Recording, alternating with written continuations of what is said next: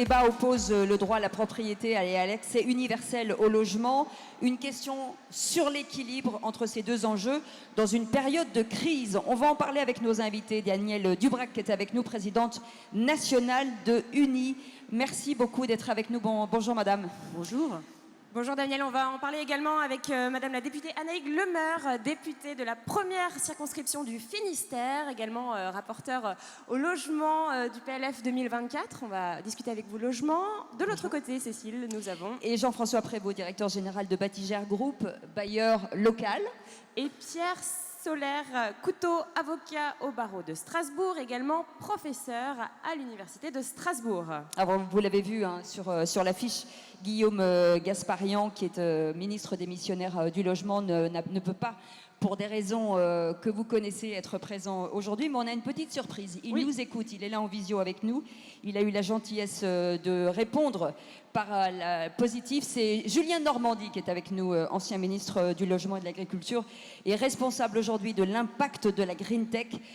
SWIP, je vous demande d'applaudir nos invités déjà. Merci beaucoup.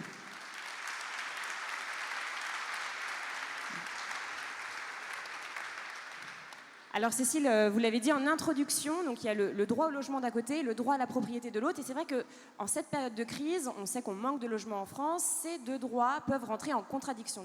C'est ce que nous allons voir avec nos invités. Notre avocat peut-être pour tout nous expliquer déjà. Ah bah oui, parler de ces deux droits. Le droit au logement, le droit à la propriété. Petit état des lieux. Vous avez 5 heures. Oui, il faut que le juriste reste à sa place, évidemment. Non, peut-être parler pour commencer du droit à la propriété, donc qui s'inscrit dans la DDCH. Oui. Alors expliquez-nous. Oui, c'est tout à fait ça. Si le juriste reste à sa place, il va, je dirais, faire le bilan. D'un côté, il y a un droit de propriété qui est un droit inviolable et sacré, comme chacun sait depuis la Déclaration des droits de l'homme et du citoyen. De l'autre côté, il y a un droit au logement qui émerge progressivement. Ils n'ont pas la même nature, on pourra peut-être le développer, ils n'ont pas non plus la même valeur juridique, et pour un juriste, quand il s'agit de concilier, évidemment, ces deux paramètres-là sont absolument déterminants. La nature d'un côté, un droit fondamental et un droit économique et social auquel on a du mal, nous les juristes, à reconnaître la qualité de droit de l'homme, et d'autre part une valeur juridique, d'un côté le droit de propriété, droit inviolable et sacré d'une part, et d'autre part un droit au logement, ce qui est un objectif de valeur constitutionnelle, simplement un objectif de valeur constitutionnelle, on n'y a jamais reconnu la qualité de principe constitutionnel, de droit constitutionnel, objectif de valeur constitutionnelle, mais j'en termine par là, assis quand même sur d'abord le devoir de solidarité de la nation, d'une part, et d'autre part, finalement, le respect de la dignité humaine, ce qui lui donne quand même une certaine consistance. Jean-François Prévost, vous êtes directeur général de Batigère Group, bailleur social. C'est un sujet qui que vous connaissez par cœur, ce droit au logement aujourd'hui. Combien de personnes aujourd'hui, est-ce qu'on a des chiffres sur le logement social? Alors effectivement, dans le logement social, bonjour à tous, dans le logement social, il y a un chiffre qu'on entend toujours, c'est le nombre de demandeurs non pourvus. Donc actuellement, il y a 2 700 000 personnes qui attendent un logement social. C'est 100 000 de plus, je crois, que l'année dernière. Hein. Ça progresse malheureusement en permanence. Donc on a le souci de créer de l'offre. Et pour parler effectivement des deux notions que vient d'aborder Pierre, on a le droit au logement d'un côté, on a le droit de propriété de l'autre.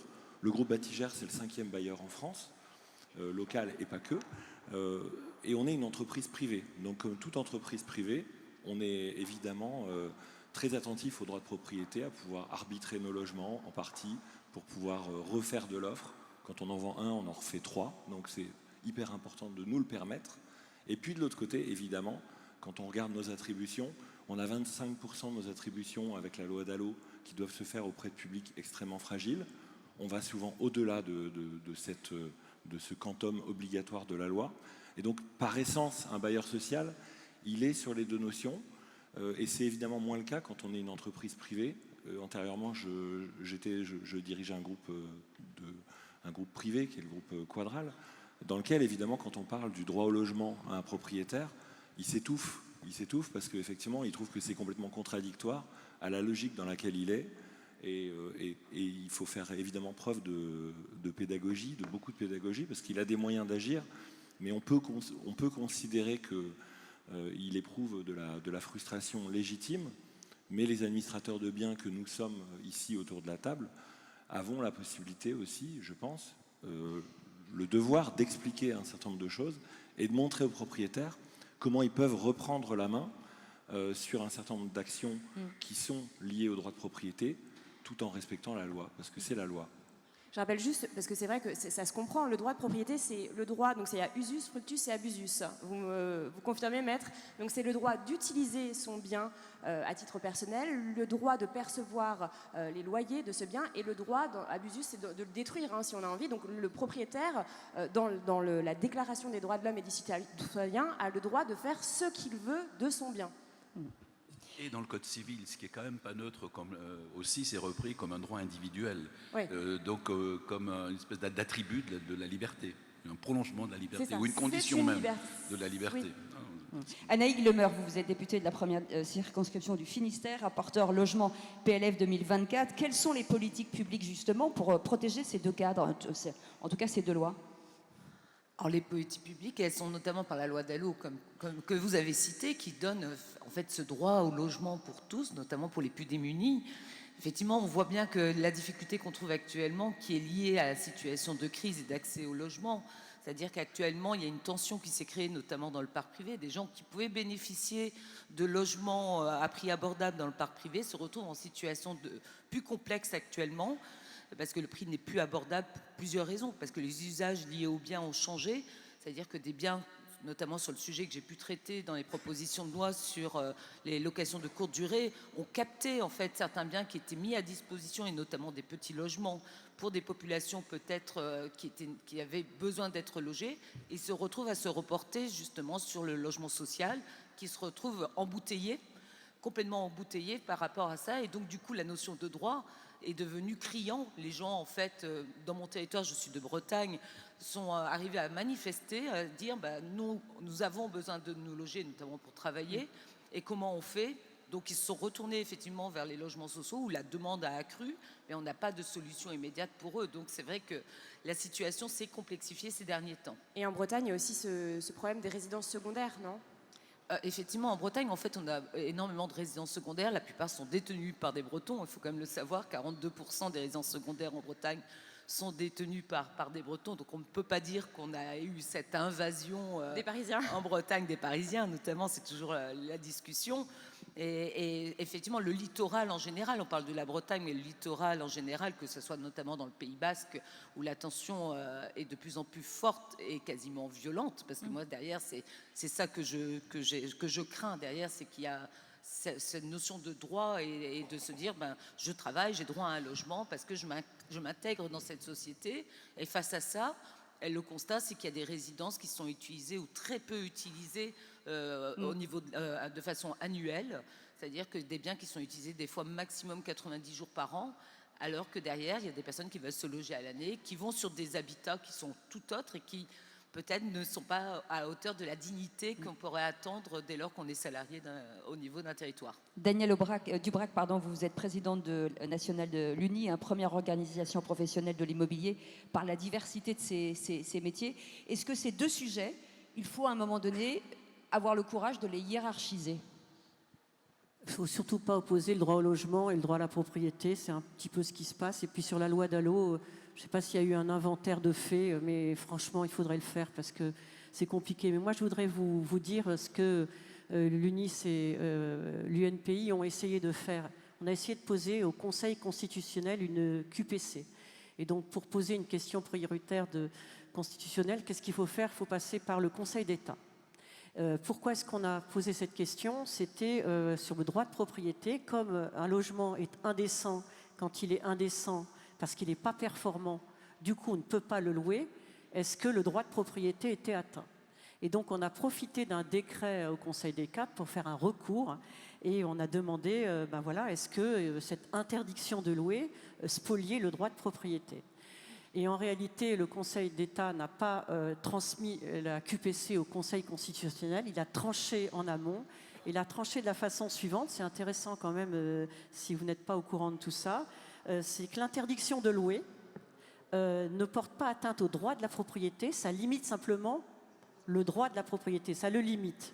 Et donc, du coup, cette interdiction de louer, ils ont expliqué que la limite de cette interdiction se justifie par justement deux aspects de valeur constitutionnelle. Le premier aspect, c'est de dire qu'après tout, pour avoir un logement décent, le juge peut ordonner des travaux, dans le cadre de la loi de 89. Et le deuxième point, et ça c'est important, c'est au nom du droit de l'environnement. Et donc la conclusion que je souhaiterais donner sur ce point, c'est que le droit de l'environnement l'emporte sur le droit de la propriété et sur le droit au logement. Les professionnels aujourd'hui parlent d'un manque d'offres. Les pouvoirs publics prétendent qu'il est suffisant. Alors, avec vous, Jean-François Prévost, aujourd'hui, et vous le disiez tout à l'heure, un grand nombre de personnes cherchent aujourd'hui un logement. Donc, quand on nous dit que le potentiel est suffisant, qui dit vrai et qui dit faux? Alors, le potentiel en chiffres, il est toujours suffisant. C'est-à-dire que si on a l'idée depuis quelqu'un qui prend un texte que les gens vont aller habiter des logements dans la Creuse alors qu'ils n'y travaillent pas, effectivement, on peut se dire intellectuellement qu'on y répond, mais on n'y répond pas, puisque effectivement la métropolisation autour des 22 grandes métropoles en France, elle est très forte, et donc c'est bien là où on a le besoin principal de logement, et j'imagine que l'ancien ministre qui nous écoute devrait plutôt abonder dans ce sens-là. Donc on a une question de métropolisation, donc c'est bien d'avoir des logements, mais il faut les avoir proches de l'emploi et puis accessibles, vous l'avez également dit. L'offre dont on aurait besoin, elle est bien supérieure à celle qu'on est capable de faire. Oui, parce que y a les dernières études, grosso modo, les études, c'est entre 400 000 et 500 000 logements nécessaires par an supplémentaires. Donc il faudrait construire 400 000 ou entre 400 et 500 000 logements. Oui, en gros, dans les 20 années qui viennent, il faudrait qu'on soit sur ce rythme-là. Et après, ça viendrait à décroître. Oui, et sachant que l'année dernière, il y a 283 000 logements qui ont été construits uniquement. Exactement. Et un peu moins de 100 000 logements sociaux sur ce total-là. 80 000, je crois, c'est ça. Voilà. Alors que la logique normale pour les logements sociaux serait plutôt d'être autour de 150 000 logements. Oui. Donc on est loin du compte. Et donc ça s'explique parce que le logement social, il est financé notamment par le livret A. Et le taux du livret A, il est passé de 0,75 à 3. Ça paraît des petits chiffres, mais tout est indexé là-dessus. Donc pour des bailleurs sociaux, c'est une contraction très forte du modèle économique, avec des loyers qui évoluent, mais qui n'évoluent pas à ce niveau-là, et qu'il n'est peut-être pas non plus très souhaitable de faire évoluer démesurément, puisque il faut que ces loyers soient supportables aussi pour la population. Donc on est sur des hiatus, effectivement, qui ne sont pas très simples à résoudre actuellement, sachant que dans l'offre privée, on met fin au Pinel, mais il n'y a pas grand-chose derrière. Oui. Donc le Pinel, c'est une niche fiscale. Voilà. Et il y a un statut fiscal globalement de l'investisseur privé qui n'a fait que se dégrader dans les dernières années. Donc les deux pieds finalement sur lesquels on est assis, l'investissement privé, l'investissement des bailleurs sociaux, est un peu grippé pour des raisons différentes, mais il est grippé. Quels sont les points justement d'amélioration, Madame la députée, sur ce sujet-là, quand on se projette, sur quoi on peut améliorer la fiscalité? C'est quoi l'avenir aujourd'hui de l'immobilier? Alors je voulais juste compléter l'intervention précédente en disant qu'il y a les usages vis-à-vis des biens qui ont complètement changé. Donc du coup la composition familiale, etc., qui fait qu'on a besoin de plus de biens aussi sur notre territoire. La population augmente aussi. La population augmente, elle vieillit. On est moins nombreux par foyer. Aussi, elle reste plus longtemps en fait dans son habitat. Donc il y a eu tout un changement où le parcours résidentiel n'est plus le même. Ce qu'on pourrait changer, en fait, il y a plusieurs choses. Effectivement, l'objectif est de recréer un climat pour rassurer justement les investisseurs, pour pouvoir climat de confiance. Un climat de confiance à redonner. Quand vous parlez d'investisseurs, c'est les investisseurs particuliers. Notamment pour les particuliers. Pour les autres, effectivement, ils sont soumis à des taux de livret A, etc. Il y a des choses qui sont contraintes. Donc on a besoin des particuliers. On a besoin des particuliers demain pour continuer à investir dans le parc. Et on a besoin d'eux sous des critères. Alors, certains veulent effectivement remettre le Pinel, le prolonger, parce que, mais le Pinel, c'est un coût très fort pour l'État, donc ce n'est pas forcément dans le contexte actuel. Maintenant, avoir d'autres outils, effectivement, pour avantager cet investissement, c'est fort possible. Il y a des outils qui existent déjà, qui sont... Moi, j'ai fait un rapport dernièrement sur des propositions de réforme sur la fiscalité locative, donc avec justement une harmonisation de la fiscalité pour la rendre plus favorable justement à la location. Alors je ne raisonne plus en nu et meublé, je raisonne plus en courte et longue durée.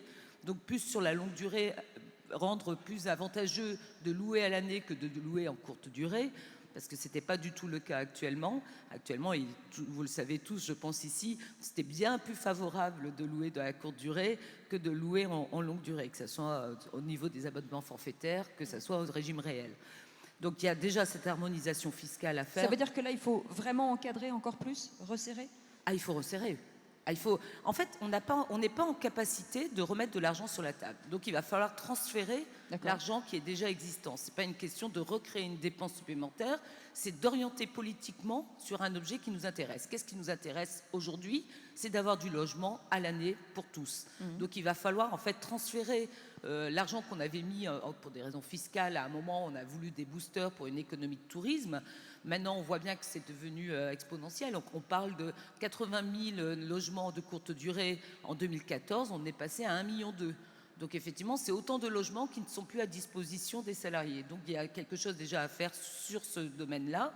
Et au-delà de ça, c'est effectivement avoir peut-être un outil d'incitation.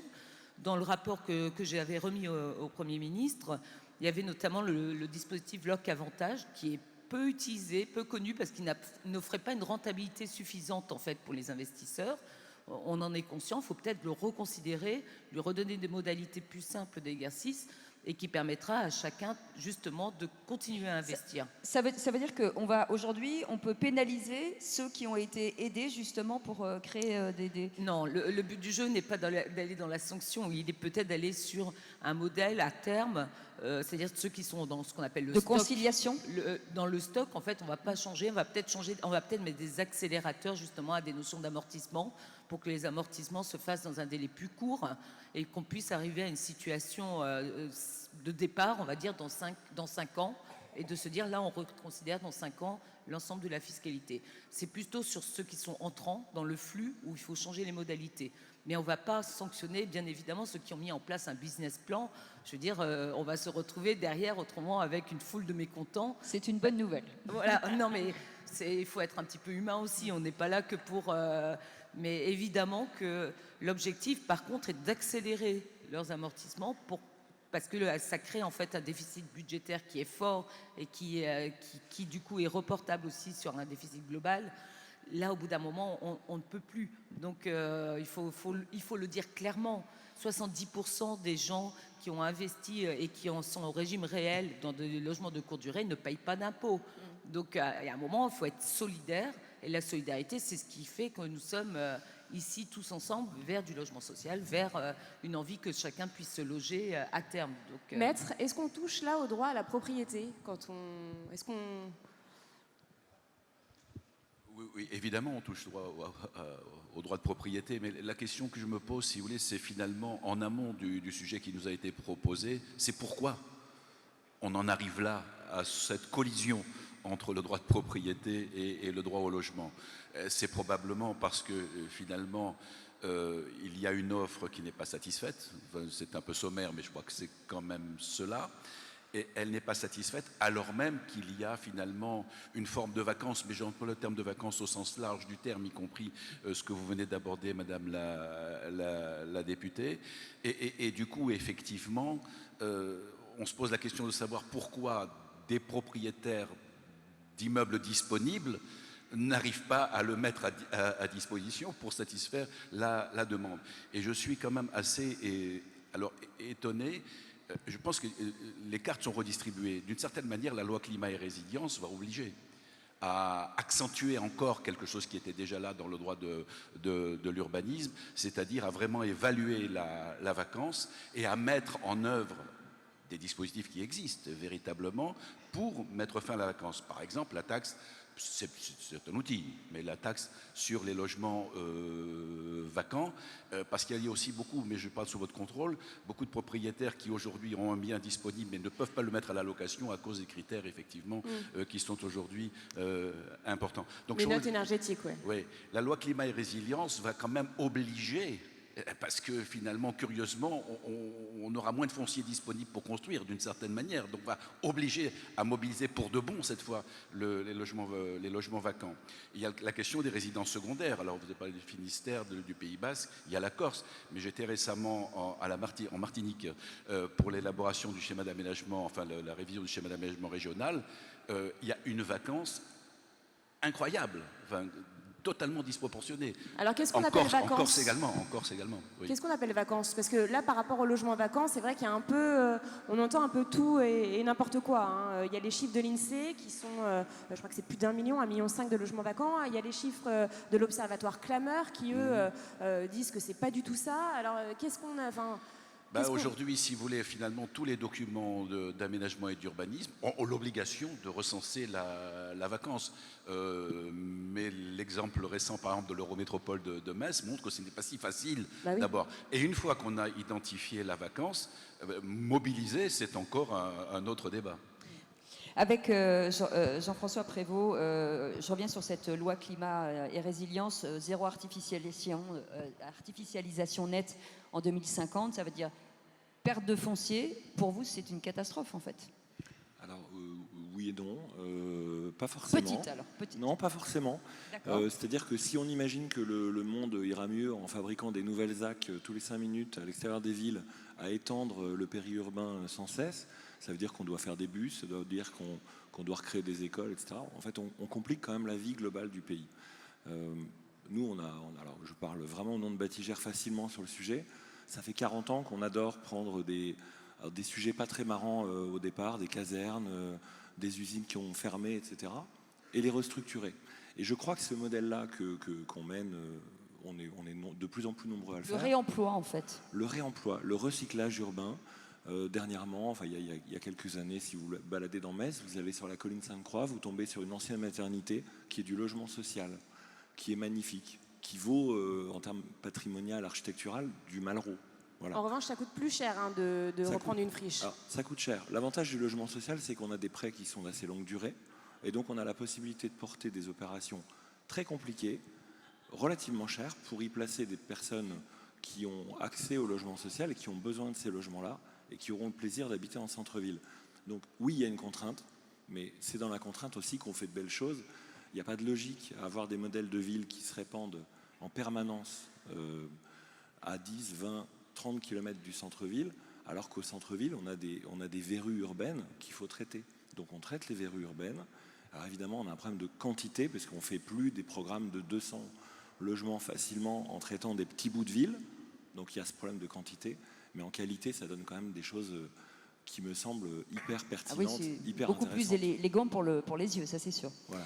Daniel Dubrac, alors vous qui représentez l'UNIS, quel est le positionnement de l'UNIS? On vous a pas entendu sur justement un régime fiscal, un statut du bailleur privé. Qu'est-ce que vous avez longtemps milité pour ça? Quel est votre avis là-dessus justement pour inciter les particuliers à investir dans l'immobilier? Pour inciter les particuliers à louer leur logement. Exactement. Voilà. Mais bon, tout à l'heure vous parliez de vacances, mais il y a la vacance qui est subie, puis la vacance qui est voulue, Donc la vacance est subie, c'est parce que le logement n'est pas décent, il y a des travaux à faire, on ne peut pas les financer. La vacance entre deux locataires, donc tout ça. Et puis la vacance qui est voulue, parce qu'on a besoin d'un pied-à-terre. Il ne faut pas quand même oublier qu'avec cette notion de droit de propriété, les usages ont changé. Voilà, donc on est en colocation, il y a le BRS, il y a les indivisions. Il y a tout ça, on télétravaille, on consomme différemment. Donc ça, il faut vraiment le prendre en compte. Nous, au niveau de UNIS, mais pas que de UNIS, il y a aussi la FNIM, je salue Loïc Quentin, et puis l'UNPI, enfin d'autres, dans le cadre de l'Alliance pour le logement. On est quand même pour le statut du bailleur privé, c'est très important.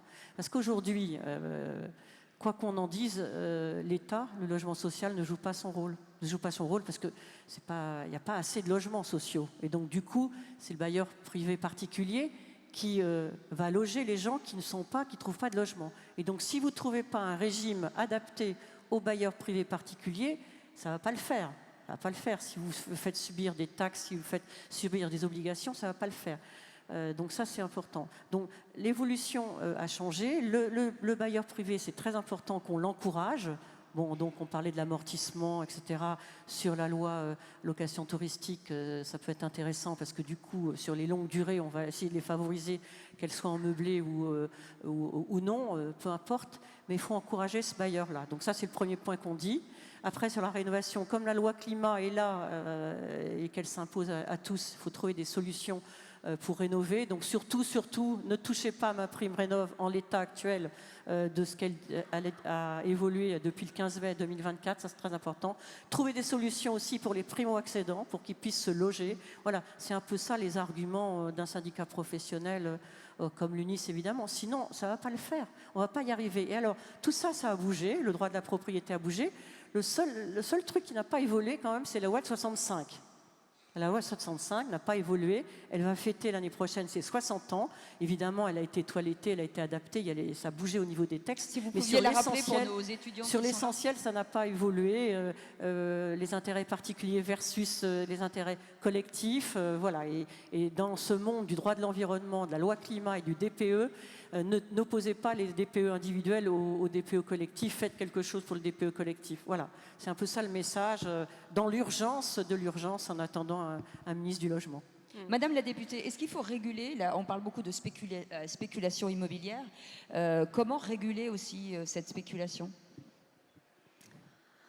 Elle est difficile à réguler parce qu'il y a quand même une forme de libéralisme où chacun a le droit aussi de pouvoir investir et d'en retirer le profit. Donc il y a quand même des leviers à faire. C'est peut-être réorienter en fait justement ces investissements, notamment dans la loi que j'espère qui va être votée prochainement donc, sur la régulation du meublé de tourisme.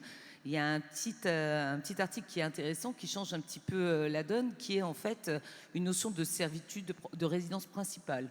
C'est-à-dire qu'au niveau des plans d'urbanisme, habituellement, vous ne pouvez pas désigner en fait l'usage, mais simplement la destination au niveau du plan d'urbanisme. Et là, en fait, je mets un usage, c'est-à-dire je dis à tel endroit, dès lors que dans votre commune, vous avez plus de 20% de résidences secondaires, vous pouvez déterminer que les constructions futures seront uniquement à usage de résidence principale.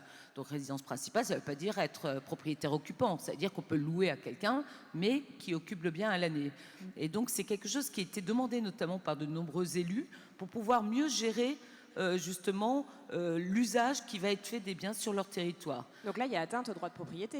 Alors ça a été ce qui nous a été opposé au départ. On a eu beaucoup de mal en fait à trouver un biais juridique pour pouvoir le mettre. Donc on l'a mis sous forme de servitude et non pas d'obligation. Et ça a été le moyen de pouvoir le faire passer. Alors je ne vous dis pas qu'il sera peut-être retoqué, mais en soi, ça montrait l'objectif de dire, bah voilà, il y a des endroits qui vont être dédiés à cet usage-là et pas d'autres. Et on voit que ça commence à faire des petits. Moi, j'ai une petite commune près de chez moi, effectivement, où ils ont déterminé des obligations dans les attributions qui sont effectivement de travailler à côté, de faire sa résidence principale pour donner les attributions de logements sociaux. Mais le logement social, de toute façon, par vocation, il est sur de la résidence principale. Donc c'est plutôt déjà intéressant. Donc il y a des modalités à mettre en place, je pense, par territoire. Le problème va être bien sûr le contrôle.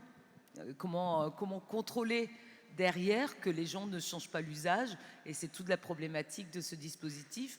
Maintenant, ne pas le faire, c'était aussi passer à côté de quelque chose. Donc je pense qu'il fallait quand même le mettre en place. Et on restera vigilant effectivement sur l'application. Donc c'est l'un des moyens que l'on met en place dans le système. Maintenant, je crois que, vu la crise que l'on vit actuellement, je crois qu'il y a une prise de conscience collective à avoir sur justement les biens. Vous parliez de vacances tout à l'heure. Il y a eu des taxes. C'est ce que fait le secteur immobilier, régulièrement, de se réinventer, de repenser. Tout à fait. C'est pour ça qu'on a besoin de vous tous, notamment sur ce conseil, pour pouvoir justement montrer que le logement n'est pas uniquement une valeur lucrative, c'est aussi une valeur patrimoniale et ça a vocation. Est-ce que vous les écoutez suffisamment ? Est-ce que le terrain, est-ce qu'il ne faudrait pas une meilleure compréhension, des réunions régulières, des retours d'expérience sur des décrets, des choses qu'on n'a jamais finalement ? Alors, moi, rarement. Je pense personnellement vous connaître beaucoup, donc et venir quand même à votre rencontre fréquemment. Et au sein de l'Assemblée aussi, il y a fréquemment des réunions qui se font. On va aussi sur le terrain régulièrement. Donc effectivement, je pense que c'est notre rôle de député que de le faire. Les gens ne le savent pas souvent ce qu'on fait. Vous voyez, aujourd'hui, je suis à Metz, alors je suis la députée de Quimper. Demain, je vais aller à Montpellier, je vais aller à Rennes. Je suis allée en Corse, je suis allée aussi dans les îles pour voir comment ça se passait. Donc on fait du travail de terrain. C'est peu perçu. Parce que je pense que c'est pas très glamour d'aller lire les rapports que l'on mène, mais moi j'ai toujours voulu que les rapports que j'ai pu faire, j'en ai fait je crois 5 sur le logement dernièrement, que tous ces rapports soient accessibles à tous. Donc c'est aussi dans l'autre sens, c'est peut-être aussi mieux diffuser les informations, ce que l'on fait, et mieux expliquer qu'on est là pour vous. Quand on est député, on est là pour l'intérêt général. On n'est pas là pour mettre des contraintes et des règles, on est simplement là pour accompagner une politique, là pour le coup d'aménagement de territoire et avec cette volonté de loger tous. Mais il y a cette volonté-là qui est affirmée, et je peux le dire, je pense, par de nombreux élus, parce qu'il n'y a pas que les députés, les territoires sont constitués d'élus qui sont en capacité aussi d'être acteurs justement de l'aménagement de leur territoire. Et on a parlé tout à l'heure notamment de rénovation. Il y a des très beaux projets effectivement dans les cœurs de ville. Et comme j'ai Julien de Normandie qui est là, c'est quelque chose qui a été essentiel pour nos territoires. Peut-être qu'il faut le rebooster, la loi de Normandie, pour refaire... S'adapter à la société, absolument. Oui, non, je voulais juste rebondir. Clairement, là, on voit cette confrontation entre droit du logement et droit de la propriété. Je rebondis sur ce que vous avez dit. Moi, ça me choque quand même, parce qu'on va obliger les propriétaires à utiliser leur logement d'une manière. Et là, vraiment, il y a confrontation de ces deux droits. Maître, est-ce que vous confirmez, et ça peut devenir dangereux? Oui, si vous voulez... plus globalement, on a l'impression, si vous voulez, d'une certaine manière, depuis très longtemps, finalement, le droit de propriété et toute la conception idéologique qui s'y attache, d'une certaine manière, amène le législateur à s'auto-censurer.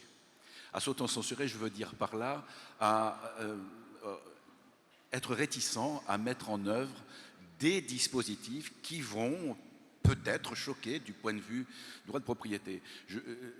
Pour les plus anciens, on se rappelle de la loi de 1967, la loi d'orientation foncière, etc. C'était une époque où on a essayé effectivement le plafond légal de densité, etc., de donner à la collectivité publique les moyens en quelque sorte de mobiliser le foncier dans des conditions optimales, sans être en dépendance en quelque sorte du droit de propriété. Et on est revenu là-dessus progressivement, le PLD en 2000, etc. etc. On est dans les départements de l'Est.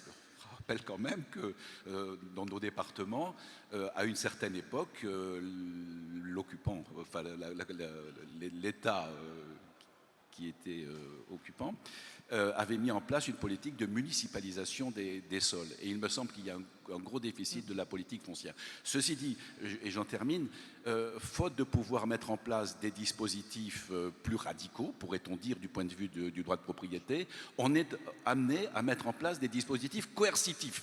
Alors, je me demande où est l'avantage du point de vue d'une conception libérale de la société, parce que, comme vous l'avez dit, Madame la députée, c'est une chose que d'imposer l'usage du bien, c'est d'autre chose que d'aller le contrôler.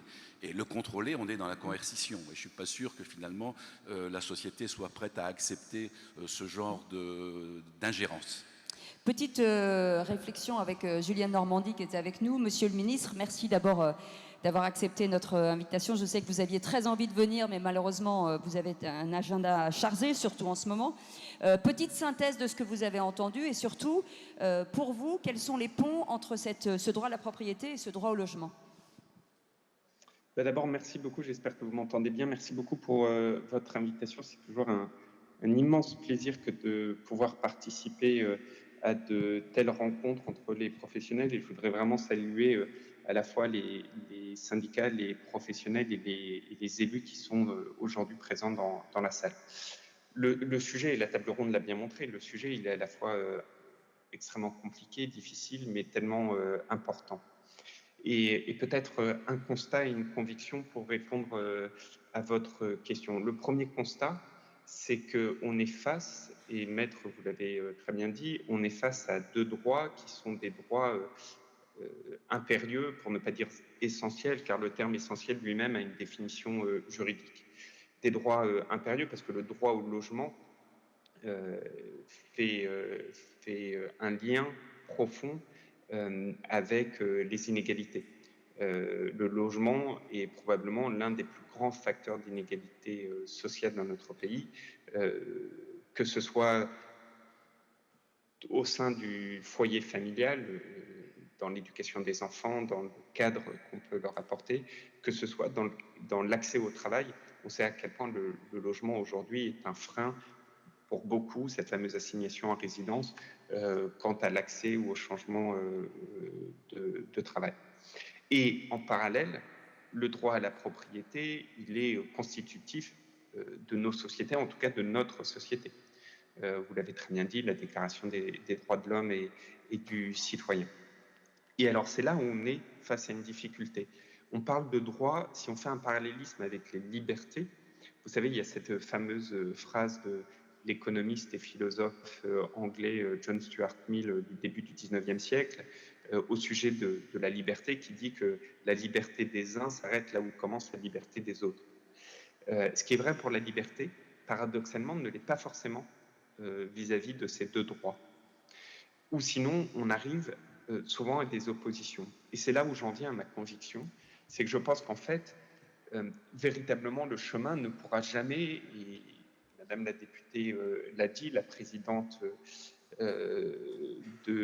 d'Aubrac l'a dit aussi, on ne pourra jamais s'en sortir en opposant les deux. Il faut forcément qu'on trouve un chemin de conciliation. Et c'est là où cette conciliation, et la table ronde l'a bien montré, est parfois très compliquée. Parce que la conciliation, en fait, c'est essayer de trouver les moyens de mettre une confiance au sein des relations entre les uns et les autres qui veulent faire valoir leurs propres droits. Alors, cette confiance, elle a plusieurs éléments. D'abord, il y a la confiance entre les propriétaires et les locataires. Cette confiance, quand j'étais ministre de Logement, pour ceux qui me connaissent, je l'ai toujours mise en avant en disant arrêtons d'opposer les propriétaires et les locataires. C'est tout le travail qu'on avait pu faire avec les professionnels ici présents sur, par exemple, la garantie visale. C'est aussi des idées préconçues qu'on avait essayé de balayer d'un revers de main. Je pense à tous ceux qui disaient les jeunes payent moins leur loyer. Aucune étude le démontre, et quand vous fêtez votre 30e anniversaire, vous ne devenez pas un bon payeur le lendemain de votre 30e anniversaire. Mais tout ça est très factuel. Il y a cette confiance entre propriétaires et locataires qu'il faut savoir construire, rétablir. Et sur ce volet-là, d'ailleurs, les agents immobiliers que vous êtes ont évidemment un rôle majeur à jouer, parce que par l'intermédiation de la relation, vous êtes les agents de cette confiance. Ce que j'ai eu l'occasion d'exprimer à plusieurs reprises en allant parler devant les syndicats, vous êtes ces agents de la confiance à établir entre les uns et les autres. Alors la confiance, elle a un deuxième volet, c'est la confiance vis-à-vis du cadre réglementaire. Et ça, c'est essentiel. Quand je suis un propriétaire, je veux que la loi telle qu'elle est définie puisse être appliquée. Et tant qu'il n'y a pas cette effectivité dans le cadre réglementaire, on en vient à devoir développer d'autres outils comme celui que j'évoquais tout à l'heure, comme la garantie visale. Et quand je suis un citoyen, je veux que la loi puisse s'appliquer, qu'on fasse la loi DALO. Et parfois, par manque d'effectivité, pour plein de raisons, on en vient à créer des situations qui sont des situations de blocage. Je me souviens par exemple quand on aménageait la loi DALO sur les publics prioritaires, on rajoutait des publics prioritaires, mais aujourd'hui on doit avoir 12, 13 ou 14 publics prioritaires dans la loi DALO, ce qui veut dire qu'en fait la loi elle-même a du mal à être effective. Et donc il faut absolument que, et ça c'est la responsabilité des politiques, des députés, parlementaires, et je salue Anaïg Le Meur qui fait un très très très gros travail là-dessus, des ministres, c'est d'avoir un cadre réglementaire qui soit lisible, visible, et surtout de l'esprit des lois de Montesquieu qui soit effectif.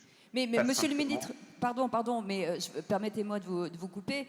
Tous ces gens-là, enfin en tout cas tous les professionnels de l'immobilier, aujourd'hui on fait le constat que ce qui a été mis en place peut sur certains sujets ne pas tenir la route. Il faut une accélération, la société va très vite. Si à chaque fois on remet les choses en perspective, on réinvente, comment peut-on travailler dans une accélération de l'organisation et de la mise en place? C'est ça qui vous attend, je pense. Oui, bien sûr. Mais enfin, sur ce sujet qui est de la conciliation du droit au logement versus du droit de propriété, ce qui est sûr, c'est que l'accélération, elle ne viendra pas de se dire on va tout mettre d'un côté ou tout mettre de l'autre. C'est pas vrai. C'est pas vrai. Il y a plein d'idées qui ont été évoquées pendant la table ronde, qui sont d'ailleurs pas des sujets nouveaux, hein, que ce soit sur la question des meublés, que ce soit sur le rapport au foncier, que ce soit sur l'accélération des constructions. Maître disait tout à l'heure, le problème de fond, c'est que, et c'est vrai, il faut toujours revenir à la source, le problème de fond, c'est qu'on est en train d'opposer ces deux droits, précisément parce qu'il n'y a pas assez d'accessibilité au logement. C'est vrai, le problème de fond, il est là. Comment on fait pour construire plus? Comment on fait, c'est un autre sujet de confiance, comment on fait pour donner accès aux primo-accédants? Aujourd'hui, on a des systèmes pour les primo-accédants qui dépendent de deux choses, qui dépendent du niveau du taux d'intérêt et qui dépendent de la fiscalité. Ça ne peut pas être pérenne, parce que sinon, à chaque fois qu'on a un mouvement sur ces fiscalités ou sur, et c'est le cas aujourd'hui, on le sait bien, on est tous conscients des enjeux budgétaires, ou sur les taux d'intérêt qui ne sont même pas dans les mains des pouvoirs publics, puisque c'est au niveau européen, on fait quoi? On se dit on est le bec dans l'eau. Donc non. Donc l'accélération, elle est d'abord dans l'essence, comment on arrive à accélérer sur la simplification des normes, à accélérer sur l'accessibilité du foncier tout en préservant les enjeux environnementaux, à être innovant dans les sujets de financement. Moi, je pense qu'il faut être beaucoup plus innovant que nous le sommes jusqu'à présent, à évidemment lutter contre la vacance. Et la vacance, en vrai, ça fait des décennies qu'on lutte contre la vacance. Maître, je crois, disait tout à l'heure, il y a le sujet de la taxation des logements vacants. Taxation des logements vacants, si ça marchait, ça se serait. Oui. C'est pas vrai, ça marche pas. Et pourquoi ça marche pas? Parce que la personne qui met pas en location son logement, c'est pas une question financière pour lui. C'est complètement irrationnel de pas mettre en location son logement. Et donc, comment c'est pour cette vacance, typiquement, c'est une question de confiance. Merci. Si la personne ne met pas en location, c'est une question de confiance. Prenez la garantie Visel que j'évoquais. Garantie Visel, on en parle très peu. Ça a cartonné, en vrai, les chiffres de la garantie Visel. Et garantie Visel, ça n'est qu'un visage de cette confiance. Donc, moi, ce que je dis, et je pense que c'est très important, parce qu'encore une fois, les agents immobiliers on est dans un système intermédiaire. Et donc, sont des intermédiaires de cette confiance. Et donc, il faut responsabilité des pouvoirs publics, accélérer à la source la construction, l'accès, la primo-accession, les sujets de financement. Deuxièmement, être globalement, et on conclura, tous les acteurs, être ces agents de la confiance. Merci mille fois, Monsieur le Ministre. Merci beaucoup d'avoir été avec nous. C'est un honneur de vous avoir accueilli, et on remercie bien entendu l'ensemble de nos invités. Danielle Aubrac, qui est présidente nationale de l'UNI, Anaïg Lemeur, députée de la première circonscription du Finistère et rapporteur du logement PLF 2024, Jean-François Prévost, directeur général de Batigère Group, et maître Pierre Solaire Couteau, avocat au barreau de Strasbourg et professeur à l'université de Strasbourg. Merci beaucoup de nous avoir suivis. On fait une petite pause, on revient. À tout de suite.